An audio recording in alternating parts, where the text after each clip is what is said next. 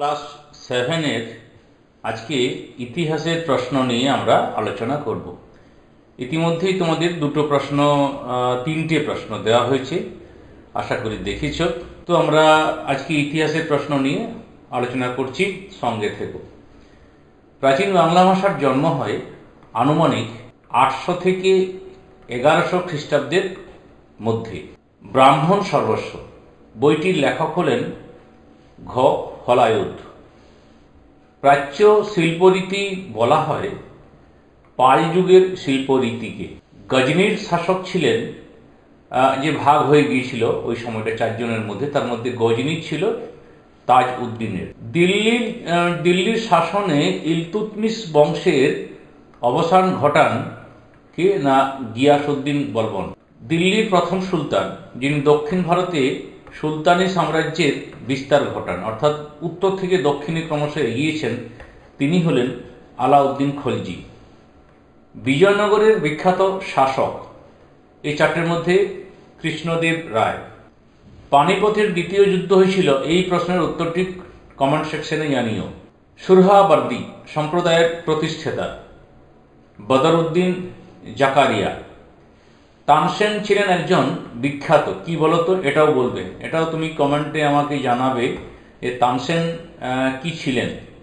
চাহারবাগ বলতে বোঝায় সাজানো বাগান। এটা শুরু করেছিল মুঘল সম্রাট বাবর।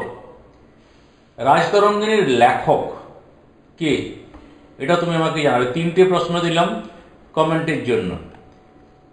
দশম শিখ গুরু কে ছিলেন? গুরু গোবিন্দ সিং। গ্রাম পঞ্চায়েতের প্রতিনিধিদের নির্বাচন করা হয় 5 বছরের জন্য। এরপর 2-1টি কথায় উত্তর তো। মোট তোমাদের এখানে 14টি ছোট প্রশ্ন SAQ আর 14টি ছিল শর্ট, মানে MCQ ছিল। এরপরে আমরা যারা প্রশ্নগুলো দেখে নিই। পাল যুগের শেষ দিকে বৌদ্ধ সিদ্ধাচার্যরা কোন ভাষায় চর্যাপদ লিখেছিলেন? আচ্ছা, সাজিয়ে লেখো। দিল্লির শাসন, তুগলক শাসন, লোদি শাসন, খলজি শাসন, সৈয়দ শাসন। এটা কিন্তু সাজিয়ে লিখতে হবে, তুমি বই লিখে ফেলবে। জাহাঙ্গীরের আত্মজীবনীর নাম কি? শ্রীকৃষ্ণ কীর্তন রচনা করেন কে? আলাউদ্দিন খলজির চিতোর অভিযানের কথা জানা যায় কোন কাব্যে? এটা হচ্ছে আলাউলের পদ্মাবতী কাব্যে। চিস্তি সম্প্রদায়ের প্রতিষ্ঠাতা কে ছিলেন? মঈনুদ্দিন চিস্তি। শুদ্ধ অশুদ্ধ 3টি। অতীশ তিব্বতে বুদ্ধের অবতার হিসাবে পূজিত হন, শুদ্ধ না অশুদ্ধ বলবে। বিজয়নগর রাজ্যটি গঙ্গা নদীর তীরে অবস্থিত, না ভুল, কারণ তুন্দ্রভঙ্গা নদীর তীরে অবস্থিত। মহাভারতের ফরাসি অনুবাদ রজমনামা, বলবে সত্য না মিথ্যা। ভারতের সংবিধানের প্রধান রূপকার RS আম্বেদকর, ভুল। কি আম্বেদকর বলতো? Doctor BR Ambedkar. শূন্যস্থান পূরণ করো। 3 নম্বর। পাল ও সেন যুগে জিনিস কেনাবেচার প্রধান মাধ্যম ছিল কড়ি। ড্যাশ তারিখে প্রজাতন্ত্র দিবস পালন করা হয়? কত না 26 জানুয়ারি। ঠিক আছে। হায়দ্রাবাদের চারমিনার কুতুবশাহী আমলের স্থাপত্যকীর্তি। আকবরনামা গ্রন্থের লেখক আবুল ফজল।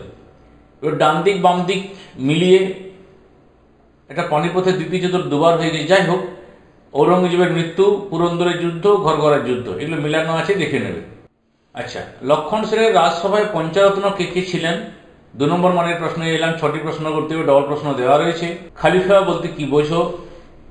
ইলিয়াস শাহী আমলে বাংলার সংস্কৃতির পরিচয় দাও। শের শাহের 2টি জনহিতকর কাজের কথা লেখো। যাবতী বলতে কি বোঝো? মধ্যযুগে উত্তর ও দক্ষিণ ভারতের কৃষিক্ষেত্রে সেচ ব্যবস্থার পরিচয় দাও।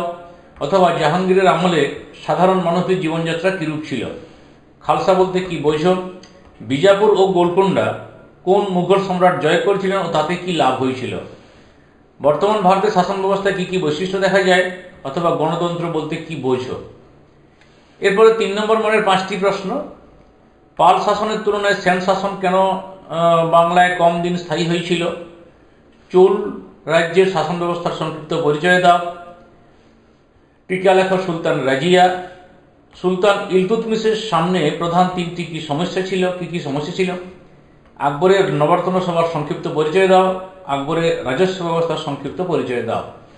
টিকা লেখো সুফিবাদ অথবা দিন ইলাহি। শিবাজির সাথে মুঘলদের দ্বন্দ্বের কারণ কি কি ছিল? স্বায়ত্তশাসন বলতে কি বোঝো? তোমাদের শেষ বিভাগ, যেখানে তোমাদের 5 নম্বর মানে 3টি প্রশ্নের অ্যান্সার করতে হবে। দিল্লির সুলতানি আমলে সামরিক নিয়ন্ত্রণ ব্যবস্থা কিরূপ ছিল? অথবা আলাউদ্দিন হোসেন শাহকে কেন বাংলার অন্যতম শ্রেষ্ঠ শাসক বলা হয়, আলোচনা করো। বইয়ের পিছন দিকে দেখবে এই প্রশ্নগুলো আছে। মুঘল সাম্রাজ্যের সূচনা ও বিস্তারের বাবরের ভূমিকা আলোচনা করো। অর্থাৎ তোমাদের পানিপথের প্রথম যুদ্ধ থেকে শুরু করে লিখতে হবে। দাক্ষিণাত্য অভিযানের ক্ষত মুঘল শাসনের উপর কিরূপ প্রভাব ফেলেছিল? কবিরের ভক্তিভাবনায় কিভাবে বিভিন্ন ধর্মের মানুষ এক হয়ে গিয়েছিল বলে তোমার মনে হয়? অথবা মধ্যযুগে বাংলা স্থাপত্য রীতির পর্যায়ের মূল বৈশিষ্ট্য কি ছিল? আজকে এই পর্যন্ত। সকলকে শুভেচ্ছা জানিয়ে এখানেই